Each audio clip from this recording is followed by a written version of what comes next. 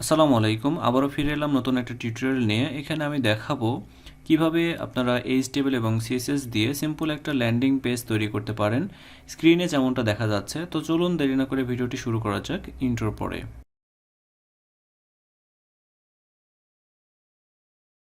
Alright, এখানে project ফোল্ডারের দেখতে পাচ্ছেন, প্রজেক্ট ফোল্ডারের ভিতরে একটা ফোল্ডার আছে, তার ভিতরে আমি একটা নতুন একটা ফোল্ডার তৈরি করতে চাচ্ছি। নতুন একটা ফোল্ডার আমি এখানে তৈরি করি। তো এখানে আমি নাম দিলাম হচ্ছে যে ল্যান্ডিং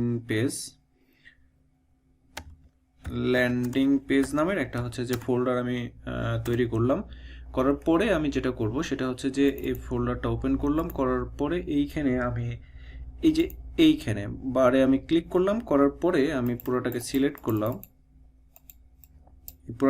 করলাম, করার পরে সিএমডি আমি যদি সিএমডি লিখে ইন্টার দিলে আমাদের এরকম করে যেটা একটা টার্মিনাল তৈরি হয়ে যাবে সিএমডি। তো এখন এইখানে আমি লিখব যে কোড দিয়ে স্পেস দিয়ে একটি ডট দিব, ডট দিয়ে আমি ইন্টার দিব, দিলে আমার ভিজুয়াল স্টুডিও কোডটা ওই ফোল্ডারটা সহকারে আমার ওপেন হয়ে যাবে। দেখতে পাচ্ছেন এখানে ল্যান্ডিং পেজ নামের যে ফোল্ডারটা আমি ক্রিয়েট করেছিলাম সেটা এখানে শো করছে। তো এটার ভিতরে আমাদের এখন যেটা বেসিক প্রয়োজন সেটা হচ্ছে যে আমাদের একটা এইচটিএমএল ফাইল তৈরি করতে হবে। তো আমি তৈরি করলাম index.html আমি তৈরি করলাম। তারপরে আমার যেটা লাগবে ডিজাইন করার জন্য সিএসএস ফাইল। তো আমি সিএসএস ফাইলটা এভাবে সরাসরি না তৈরি করে আমি একটা ফোল্ডার আকারে তৈরি করতে চাচ্ছি। তো সিএসএস নাম দিলাম সিএসএস, এবং সিএসএস ফোল্ডার একটা তৈরি করলাম। এই সিএসএস ফোল্ডারের ভিতরে আমি style.cssটা তৈরি করব। style.css দিলাম এইটা। এরপরে যেটা লাগবে সেটা হচ্ছে যে ব্যাকগ্রাউন্ডে আমরা একটা ইমেজ ইউজ করব। তো ব্যাকগ্রাউন্ডে ইমেজ ইউজ করার জন্য আমাদের একটা ইমেজ ফাইল প্রয়োজন। তো আমি এইখানে না বাইরে আমি একটা ইমেজ ফাইল তৈরি করলাম, ইমেজেস ফাইল আমি তৈরি করলাম। এইটা হয়ে গেছে সিএসএস ফাইলের মধ্যে style.css, আর এটা ইমেজ যেটা সেটা হচ্ছে যে ইমেজটা আলাদাভাবে আছে। তো এখন একটা ইমেজ প্রয়োজন, সেই ইমেজটা আমি ডাউনলোড করে রেখেছি, আগে থেকে আমি ডাউনলোড করে রেখেছি। তো এইখানে আমি যদি এইটাকে ড্রাগ অ্যান্ড ড্রপ করে ছেড়ে দিই তাহলে আপনারা দেখতে পাবেন যে এই ইমেজটা আমি এখানে নিয়ে এসে রেখেছি আগে থেকে ফোল্ডারে। এখানে ড্রাগ অ্যান্ড ড্রপ করলাম, তাহলে এখানে চলে আসলো এই যে ইমেজ ফাইলের ভিতরে, ইমেজ ফোল্ডারের ভিতরে এই ফাইলটা চলে আসলো। ঠিক আছে, তো এখন যেটা করতে হবে আমাদেরকে, এই যে index.html আছে এইটাকে একটা বেসিক স্ট্রাকচার, যেটা হচ্ছে যে আমাদের এই যে কোটেশন আমরা যদি দিই, দেওয়ার পরে আমরা ভিজুয়াল স্টুডিও কোডে যদি এভাবে লিখি তাহলে আমরা লিখতে পারি, আমরা দেখতে পাচ্ছি। এবং এইখানে যে ডকুমেন্টটা আছে, আমরা ডকুমেন্টের জায়গায় আমরা লিখে দিলাম landing page with HTML and CSS আমরা দিলাম।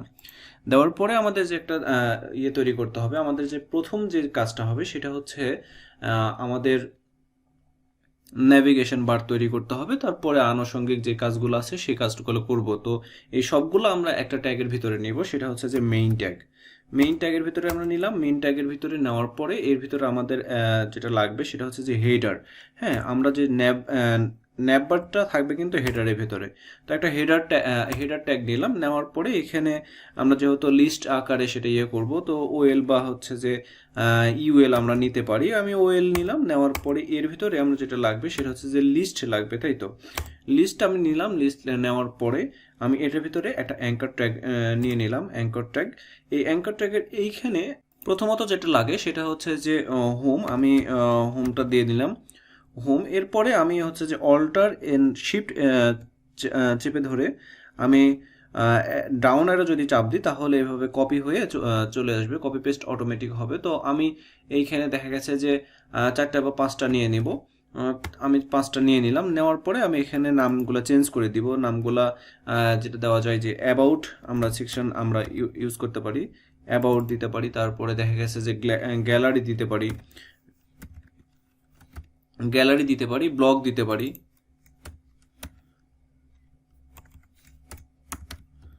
ব্লগস দিতে পারি। আমরা ব্লগস দিলাম এবং এখানে দেখা গেছে যে কন্ট্যাক্ট দিয়ে দিলাম। হ্যাঁ, কন্ট্যাক্ট দিয়ে দিলাম। তো এরকম করে যখন দিলাম, দেওয়ার পরে আমরা যদি এইটাকে আমরা একটু ওপেন করতে চাচ্ছি, তো আমরা লাইভ সার্ভারে ওপেন করি। আমি এখানে রাইট বাটন ক্লিক করলাম, করার পরে আমি এখানে এসে এই যে এইখানে দেখতে পাচ্ছেন open with live server.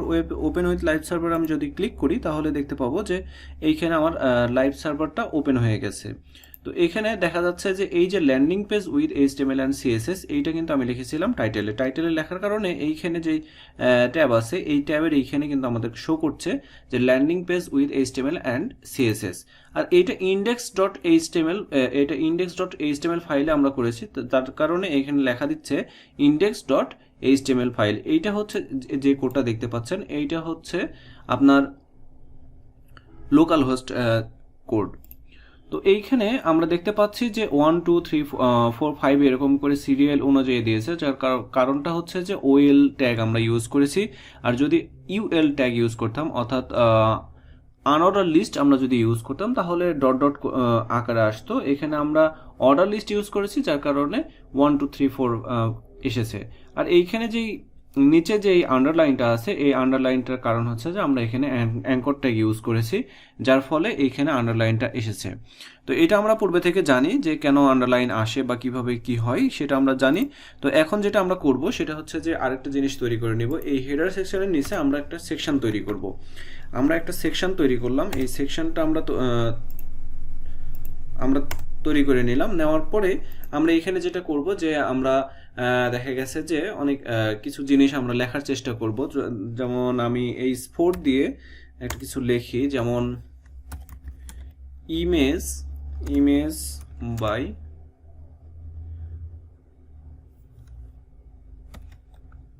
Free stock dot org এইটা। তারপরে আমি দিতে পারি এইখানে H1 আমরা দিতে পারি। এখানে H1 দিয়ে আমি দেখা গেছে যার কিছু লিখলাম যে ডিজাইন দিয়ে, তারপর আমরা স্প্যান ট্যাগ ইউজ করে আলাদা করে জিনিসগুলা কাজ করতে পারি। তো আমি স্প্যান ট্যাগ ইউজ করলাম এখানে ডিজাইন বাই HMoxygen, ঠিক আছে। আমরা এইটা দিতে পারি। তারপরে আমরা আরও কিছু ইউজ করতে পারি, যেমন একটা বাটন ইউজ করতে পারি। বাটনটা ইউজ করলাম। এরপরে আমরা লিখলাম যে প্লিজ সাবস্ক্রাইব, জাস্ট আমরা সাবস্ক্রাইব লিখলাম, ঠিক আছে।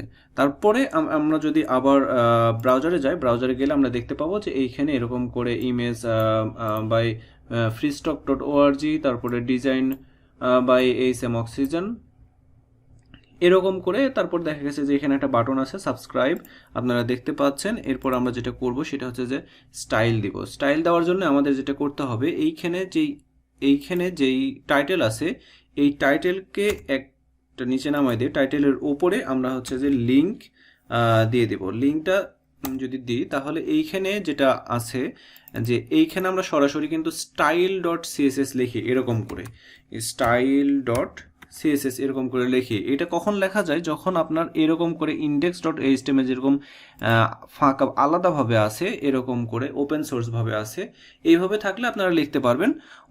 অথবা যখন আপনারা ইউজ করবেন যে এরকম ফোল্ডারের ভিতরে, যে কোনো ফোল্ডারের ভিতরে ইউজ করে তারপরে style.css এরকম করে দেবেন, তখন আপনাদের অবশ্যই সেই ফোল্ডারটাকে এখানে সিলেক্ট করে দিতে হবে। এই ফোল্ডারটা দিয়ে তারপর একটা স্ল্যাশ দিলে আপনাদের এখানে মেনশন করবে যে এই ফোল্ডারটার ভিতরে কি কি ফাইল আছে সেই ফাইল অনুসারে। তো যে ফাইলটা আপনাদের প্রয়োজন, এখানে আমার ফাইল প্রয়োজন style.css, তো style.css দিয়ে দিলাম। দিলে আমার যেই CSS আছে style.css এটার সাথে index.htmlটা কানেকশন হয়ে গেল। ধন্যবাদ ভিডিওটি শেষ পর্যন্ত দেখার জন্য। পরবর্তী ভিডিওতে আমি দেখাবো কিভাবে আপনারা CSS ফাইল নিয়ে কাজ করবেন, HTML এবং CSS ফাইলের মাধ্যমে কিভাবে একটা সম্পূর্ণ ল্যান্ডিং পেজ তৈরি করা যায়। পরবর্তী ভিডিওতে আমি এই বিষয় নিয়ে কথা বলবো। তো আজ এই পর্যন্তই। আসসালামু আলাইকুম।